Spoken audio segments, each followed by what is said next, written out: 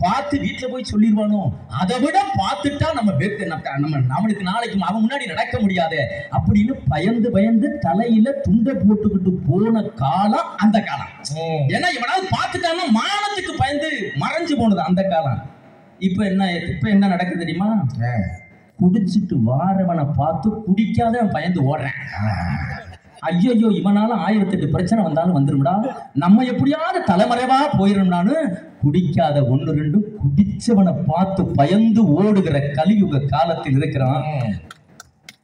2 நண்பர்கள் பாருக்கு குடிக்க போனாங்க. சரி, குடிச்சு உயிர் நண்பர்களுங்க குடிக்க போயிட்டாங்க. குடிக்க போனோம்னா போத தலைக்கேறிடுச்சு. இருக்கிறது நண்பனா யாருன்னு அவனுக்கு தெரியவே இல்லை. ஒரு வாக்குவாதம் முத்துது. குடிச்ச பாட்டில எடுத்து குத்தி உயிர் நண்பனை கொண்டு விடுகிறான். கொஞ்ச நேரத்துல போதை இறங்கிருச்சு அவனுக்கு. இறந்து கிடக்கிற நண்பனை பார்த்து துடிக்கிறான். ஐயோ, என் நண்பனை நானே கொண்டுட்டனா, என் உயிர் நண்பனை நானே கொண்டுட்டனா, ஐயோ போதை தலைக்கேறினதுல நண்பன் உறவு என்கிறது தெரியாம கொண்டுட்டனே, பாலா போன குடிய எனக்கு என் நண்பனை அழிச்சிட்டிய. சத்தியமாக சொல்லுகிறேன், இந்த நாளில் இந்த குடிக்கு நான் முழுக்கு போடுகிறேன். குடிக்க மாட்டேன் என்று சத்தியம் செய்தான். சத்தியம் செய்து என்ன பிரச்சனை?